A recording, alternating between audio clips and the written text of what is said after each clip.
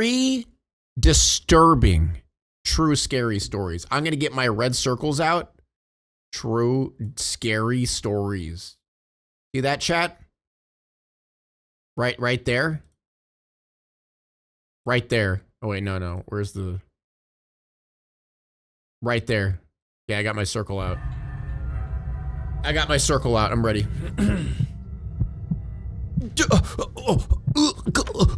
Moved into my grandparents' house in 2016 when they decided to downsize.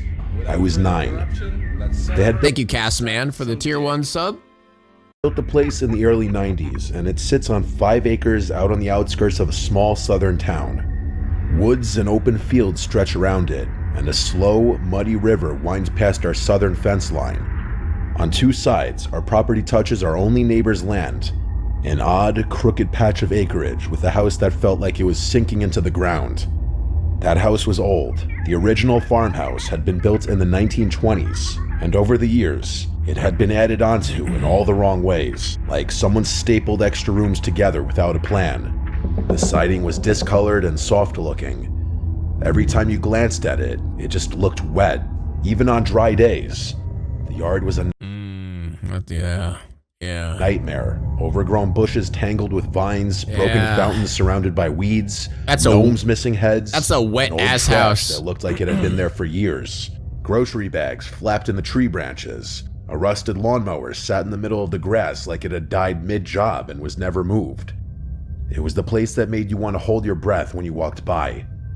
At the time, the house was home to 2 elderly sisters, Violet and Agnes, and 3 kids. All right, this feels like a old nursery story of like 2 witches in the woods that eat children or some shit. Violet was the quieter of the 2, always sitting on the porch in a faded green rocking chair, just watching the trees. Agnes was sharper and more active, but she still moved like her bones hurt. Both women were in their 70s at least. Damn. The kids were their grandchildren. The boy, Liam, was my age and in my grade at school. The other 2 were girls named Allison and Kelsey.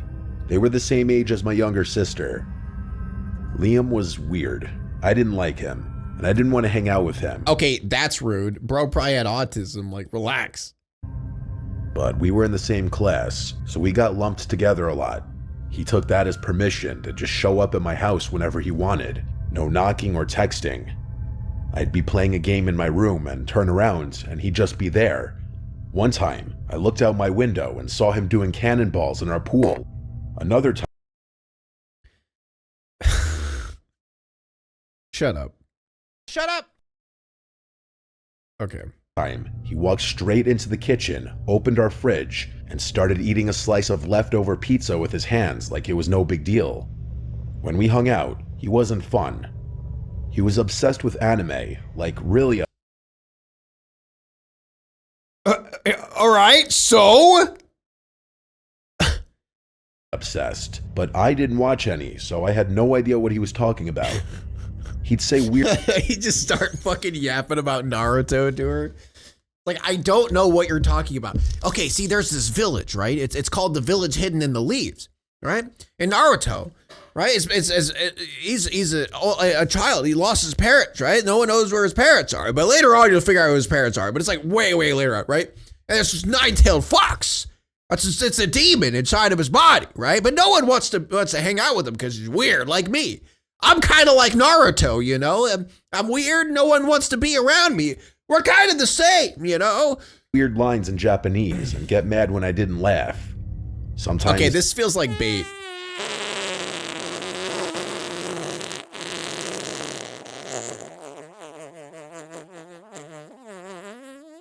Okay, I'm gonna turn fart off. I feel like I'm gonna turn it off. I swear to God.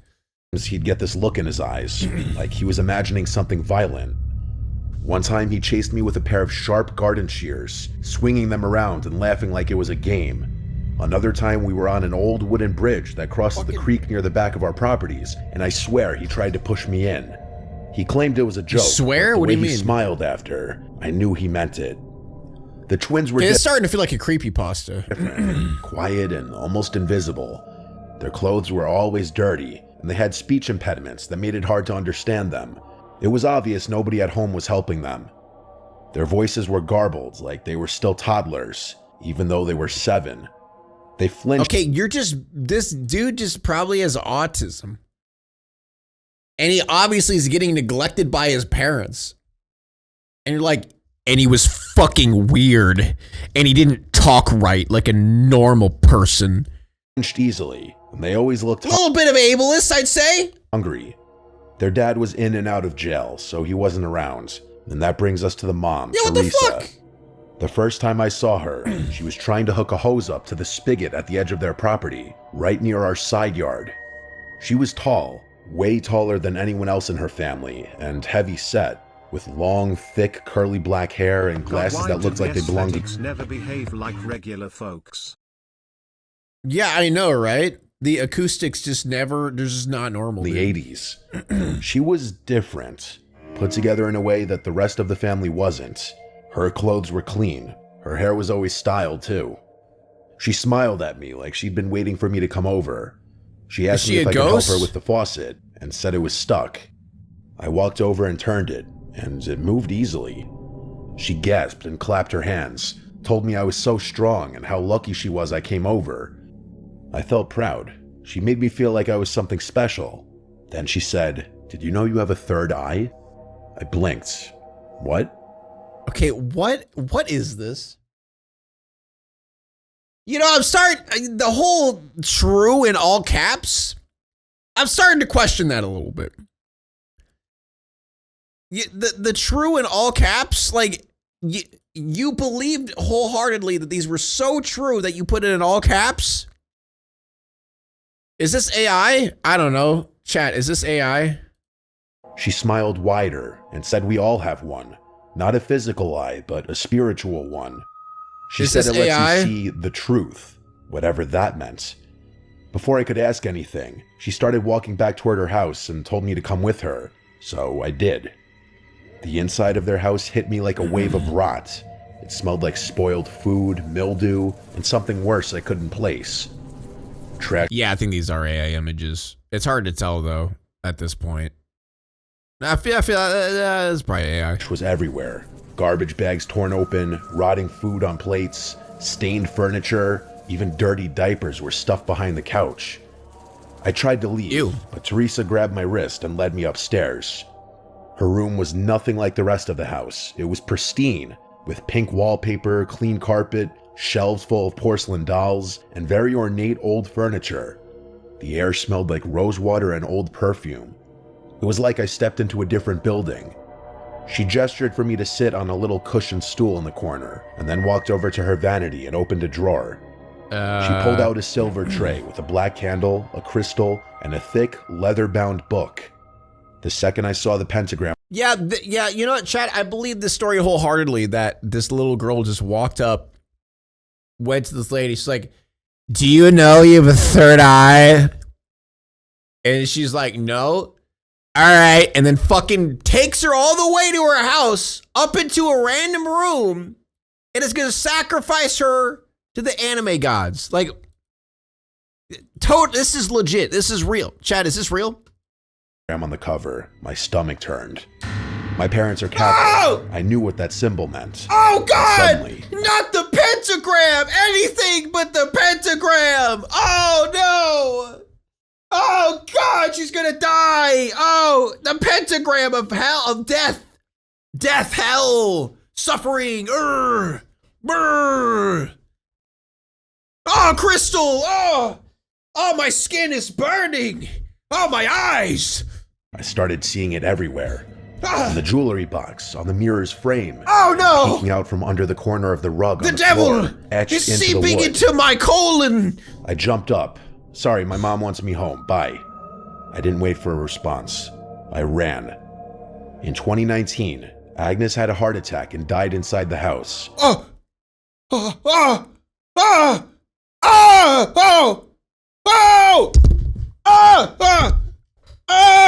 Get it off! Get it off! I heard she collapsed in the living room in front of all of the kids. I went to the funeral. It was in this rundown Baptist church on the edge of town. The family was stone-faced, like they didn't know how to react, except for one woman who I'd never seen before. She sat in the second pew, sobbing so loud it echoed. Nobody acknowledged her. That same year, Liam disappeared. The story. What? When did that come into play? Okay, whoever wrote this true in all caps story, can I have a word? Did AI write this? Did AI write this story? Because holy shit, what a terrible ass story. Was that he tried to kill one of the twins and was sent to a psychiatric facility. You're just gonna toss that in there? That the kid with autism just tried to stab? Okay, yeah. Unless I see proof at the end of this is bullshit. Got the full details, but my parents sat my sister and I down that night and said in no uncertain terms we were never to go near that family again. I remember their faces, grim and serious. That's when it all clicked. All the little things I hadn't understood. The weird stuff, the fear. Eventually, the rest of the family moved away. They left Violet behind, just an old, frail woman living alone in that collapsing house. She passed away in 2020. Yeah, what a freak, am I right? Alone, in that house. Her estate went up for auction. A few months later, one of my old elementary school teachers, Mrs. S., bought it with her husband. They tore down most of the structure, but kept the original 1920 section, the same part where Teresa's room had been. Mrs. S. invited us over to see the renovations. It was beautiful. Open floor plan, all new appliances, and fresh paint. She showed us upstairs, and that's when my skin started crawling. We were in her room, and I could feel it, even though the floor— Oh, Satan! Oh, God, Satan is coming inside me, oh! floors were carpeted now. I knew the pentagram was still there, like the floor remembered. Oh, God, not the pentagram! Oh, God, no! Nauseous, like something was watching me from the walls. I told Mrs. S. I had a headache and had to go. She was disappointed. I was supposed to stay for dinner. I avoided the house after that, until last year. Mrs. S. asked me to dog sit while they went out of town for a week. I said yes. I figured it was just a job. Easy money. Every night I'd ring the doorbell and they'd buzz me in through the smart— The person who wrote this is so uneducated, it's crazy. I know fucking pentagrams talking about a kid who's obsessed with anime and doesn't talk right as being creepy. Like, this is bad. This is terrible. This is embarrassing. Smart lock. Their dogs, a Shih Tzu named Muffin and a snorting little pug named Henry, would greet me tails wagging. The first 4 nights were quiet, peaceful even. I'd feed the dogs, play with them a bit, turn on the porch light, and lock up. But on the last night, I was about to leave when Henry started barking at the staircase. He planted his little legs and just barked over and over. Muffin backed away, whimpering. There was nothing there. Let me guess, you're gonna look at the stairs and the mom is gonna be there holding fucking, I don't know, a pentagram, just like. And then thump. It came from upstairs. Another thump, louder this time. I didn't stay to investigate. I ran to the front door, slammed it behind me, and locked it. The whole walk home, I couldn't shake the feeling something had followed me. Now it's 2025. We hadn't heard a word about the family in over 4 years. That is, until recently. A girl from school told me she saw Teresa at a farmer's market in a nearby town. Apparently, she started some kind of religious group, calls herself a truth seer. They live in a mobile home community far out in the woods. Flyers have started popping up on bulletin boards and telephone poles. I don't trust it. I don't trust her. I think Teresa is truly evil. I mean, she neglected her kids. She left her mother in that house to rot. And I think she brought something into it. Something dark. Something that stayed behind. I still have nightmares of her and Liam. They stand at the foot of my bed, staring at me, not speaking at all. And every time I pass by that house, even now— Liam just starts yapping about anime, about fucking One Piece or some shit. I get chills. Did you know Luffy actually he wants to become the Pirate King, right? The good parts, such as the paint, the furniture— But he ate a demon fruit. I don't know much about One Piece. I just know that. Surface level. That place remembers, and I don't think it ever let go of what happened there. That was awful. Chat, is this real? Here, just so people are aware, this has 24,000 likes and 100 dislikes. This is 4 days ago, 500,000 views.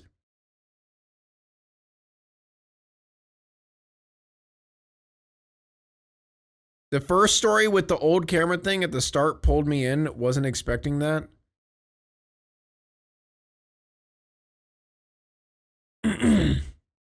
But what? Are they talking about the editing? That was AI, my guy.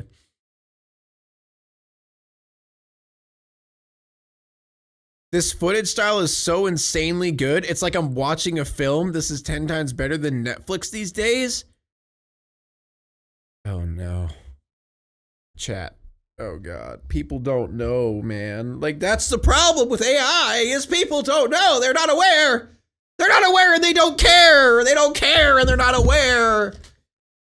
Oh god. The world is ending.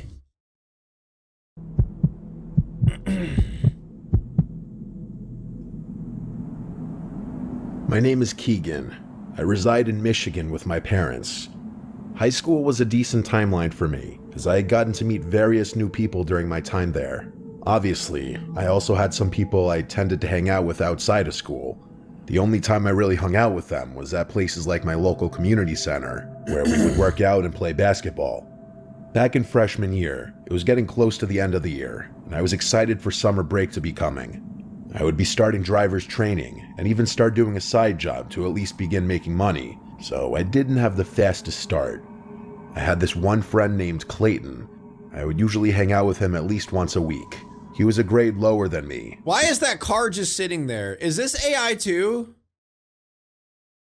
Why? Final year of junior high. Why is this car not moved? This car has not moved. It's turning right. Why is it not moved yet? We were to some extent good friends, and my dad and I even took him to a Detroit Pistons basketball game at one point. He was quite a big basketball fan, so he was more than eager to attend his first game. Despite all the fun activities in the past, it was until I started becoming more busy that he was somewhat beginning to change. He would usually get a bit sad or angry because I'm not free on a specific day. He was the kind of person to have some pretty intense anger issues when he got pissed off enough. I remember this one day when I told him I wasn't free. You've been watching too much Cage Roll. Yeah, now that I got the drawing thing, dude, I can't like not use it. I have to use it again, and that I would be home cleaning. It's too addicting. It seemed as if he would find the right days where I'm not available to hang out. I didn't check my phone until after I finished cleaning, and I found out that he removed me on Snapchat. I messaged him on Messenger, asking why he got so mad, and why he decided to remove me as a friend. He assumed I was lying to avoid hanging out with him. That thought crossed my mind for a while, and I even followed up with it at times because he was starting to become more obnoxious. On occasion, I would lie and say I'm doing something, going somewhere, or already made plans with another friend. He felt so left out that one day, when the sun had set, he showed up to my apartment I was living in at the time unannounced. I asked him why he didn't text me ahead of time. Nothing. He just stared at me for a few seconds before walking away slowly. Why was he here at this hour? Why didn't he say anything? Why did he just give me this 1,000-yard stare as if I did something to offend him? I hadn't spoken to him the next day. That's also when I turned off my Snap Map on Snapchat to hide my location from him after he— Wait, hold up. Snap Map? Wait. You can give your location to all of your Snapchat friends? Ew. Gross. That's gross. Why would you do that? I hate that. Unless it's like your significant other or something, maybe. That's terrible. What the fuck? He apparently added me back. Some time had gone by, about a month, and he's still the same person, angry or sad when I can't pay him a visit. That's when I got a text from my friend, Nick, who I barely saw in person. He knows Clayton and his ex-girlfriend. Nick had told me some gruesome things about him and what he's done, but my heart dropped as I heard from him and Clayton's ex that he held a knife at his ex-girlfriend's throat and sexually assaulted her. I knew that he was a psycho right then and there. I mean, like, you know, I had a friend, right? And like, you know, he was chill and normal when I was in high school. And then he got into meth and then tried to choke a guy to death. And I think he stabbed him. Yeah, he stabbed him. He stabbed him and tried to choke a guy to death. You know, that you win some, you lose some, chat. You know, that's life. I removed him as a friend on all platforms without any hesitation. He texted me on Instagram before I removed him on there too. He blew up my phone with messages asking why I'm removing him. I just told him I needed some time to myself and I would add him back when I'm better, but I used that as an excuse to get away from him. That night, while I was home alone since my parents went to the next town over for dinner with some old friends of theirs, I heard a knock at my apartment door. I looked out of the peephole and no one was there. I opened the door a crack to survey the hallway, but no one. I figured it was someone ding-dong ditching. I figured they wouldn't come back. Bing bong binging me. When I randomly looked out my bedroom window, the light was burned out by the sidewalk. I noticed a small flash in the corner of my eye, and I thought it was from inside someone's car, but I felt my stomach drop. Right there? I saw a tall figure standing in front of my window. Right there! Oh, chat! Oh, it's right there! Oh! I opened my window and told him to go there away. He is! That I don't want him here. He told me to let him in so he could tell me something. I firmly said no and told him I want him gone, but when he began to move around a bit, I noticed something was in his hand. I couldn't exactly make out what he was holding until he held it up, and when I tell you I was frightened, I felt as if I was going to pass out. Because I shit you not, Clayton was holding a knife in his hand. I told him I was calling the police, but he had already taken off by the time the police had gotten there. I gave the best description of him that I could describe to the cops.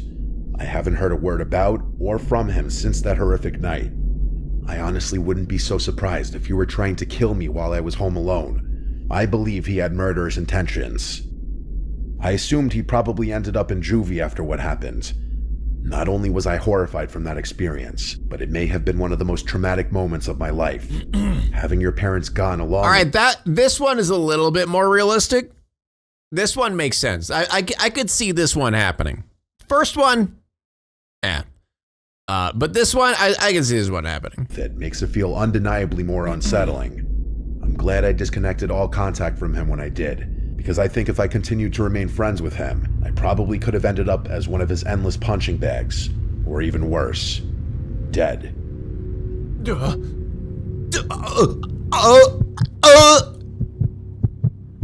I'm reacting. This happened in late 20... Yeah, the reason I don't really believe that any of these are true is normally I have like, you know, there's like police records, there's like pictures of the dudes, there's like, you know, like actual pictures of the crime that's happening, or like the thing that's going on. But this is just like, you're just using random stock footage. Okay, I'm turning it off.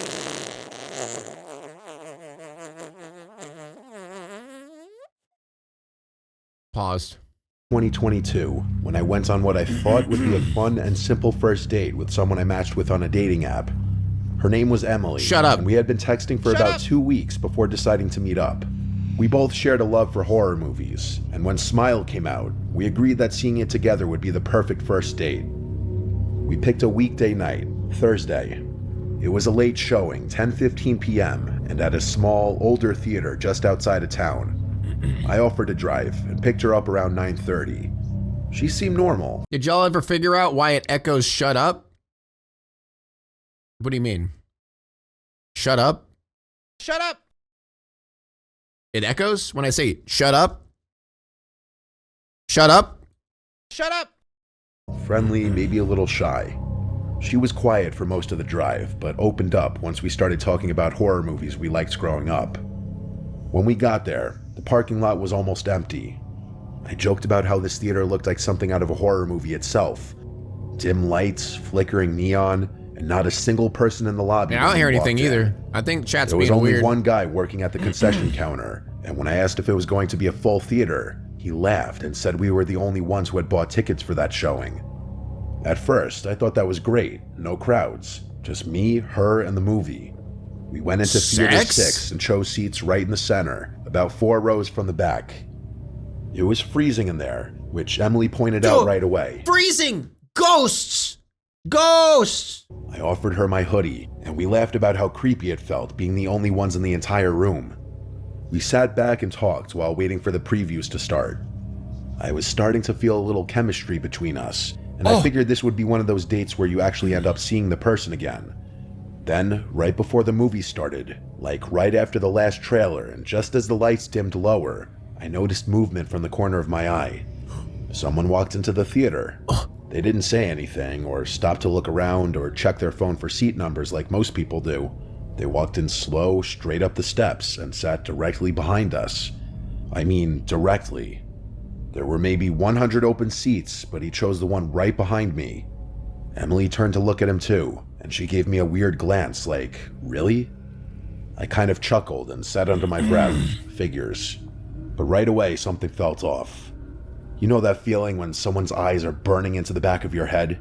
That's what it felt like. Just glance back. Just move. Like, just move. After a minute or two, he wasn't watching the screen. He was staring at us. I only saw him for a split second, but he didn't flinch or look away. He didn't even pretend to be interested in the movie. It's right there. He was just sitting forward a bit, like someone might do if they were really into a scene, but his face wasn't even turned toward the screen. It was angled right at us. At me. I whispered to Emily, he's just staring. She nodded Move. slowly and whispered back, I know. We tried to ignore it for a while. The movie started. Dude, like, true in all caps. This says true in all caps, my guy. You had the audacity to put it in caps. Disrespectful to my IQ. All right? Absolutely disrespectful to my IQ. Started, and I really did try to get into it, but every few minutes, I'd feel it again. The presence behind us. Not just someone being annoying, this was different. There was an intensity to it, like he was waiting for something. After about 20 minutes, I leaned forward in my seat and turned my head a little so I could glance back more casually. Same thing. He was still staring. He was middle-aged, maybe late 40s. He was clean-shaven, kind of pale. There's a lot of options here. Tell him to fucking stop, which is what I'd do. I'd tell him, hey, bitch, stop fucking staring at me or I'm going to punch you in the face. And then I'd stand up, flex. He'd get absolutely terrified. You know, I'd mog him. I'd mog the fuck out of that guy, right? And he'd just back off. Like, whoa, oh, shit, right? Then he'd scuttle away, right? Like a little bitch. Okay? But in your case, just, you know, walk away. Find a different seat. That simple. You know? What? You actually sit behind him and you stare back at his ass. That's even better. Wearing a dark gray hoodie. Something about him just looked empty, like he wasn't even there mentally. His eyes didn't look glazed over like someone who was zoning out. From what I saw, he never blinked. I turned back around and whispered to Emily, this guy is really creeping me out. She looked genuinely scared now. Do you want to move? We considered it, but where would we go? A secret to freaking out weirdos like this is be weirder than the weirdos. Like you got to freak out the weirdo, you know? Yeah, barking at him's a good one. You know, just like shitting yourself. Shitting yourself is a pretty solid freak off. Like if you're freaking off right now, if you're in the middle of a freak off and you shit yourself, you're gonna win, right? I mean, no one's gonna like say the dude wants to like, you know, like I don't know, like go after you, right? Take your pants off or something. If you shit yourself, like that deters everything. You know, like no one wants to deal with that. No one wants to deal with the dirty diaper because you're wearing diapers like everyone does. Oh, it would still be in the same room. I We were already in the best seats. Moving might make it awkward or even provoke him. A few minutes later, I felt something. The guy breathed on me. Not loud or exaggerated. It was soft, but unmistakable. A deep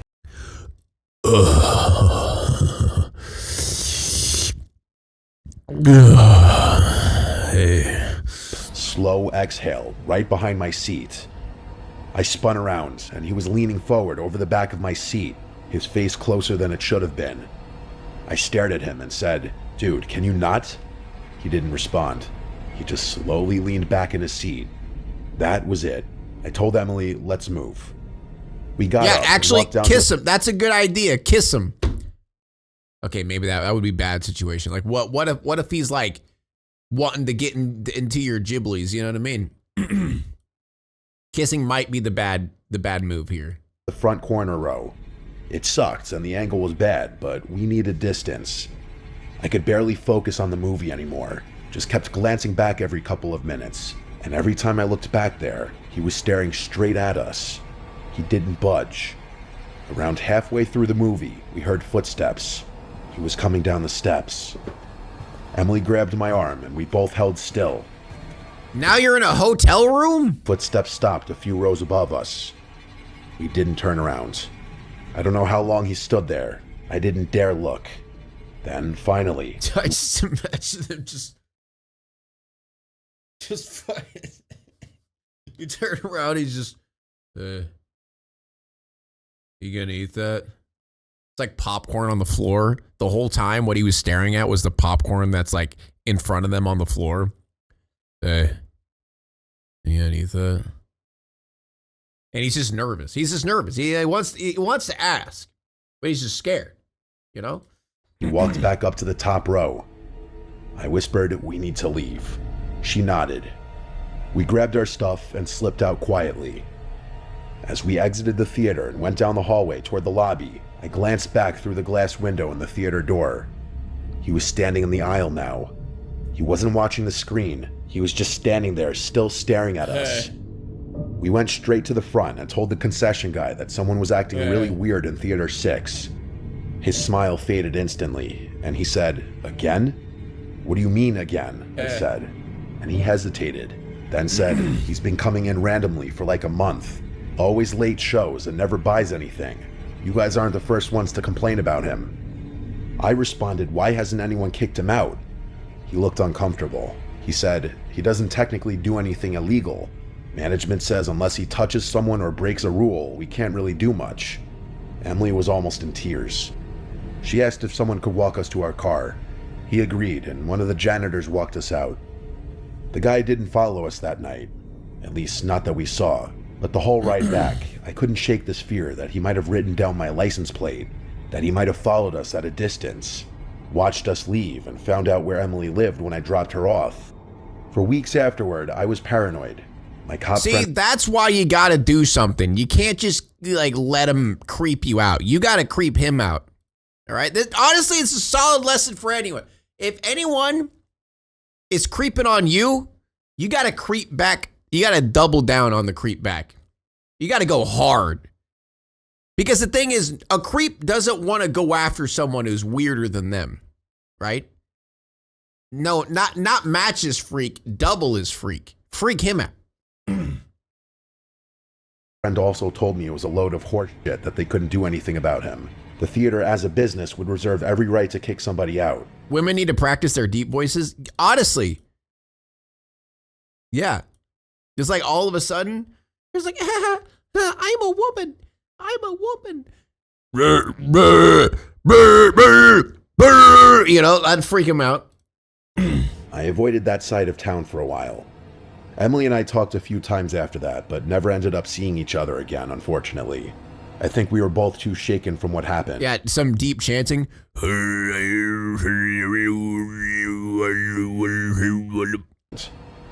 I have not been back to that theater since, though I don't see any reviews on the website about the guy. I wonder just how many people have actually had the same experience. Yeah, I can do it pretty good.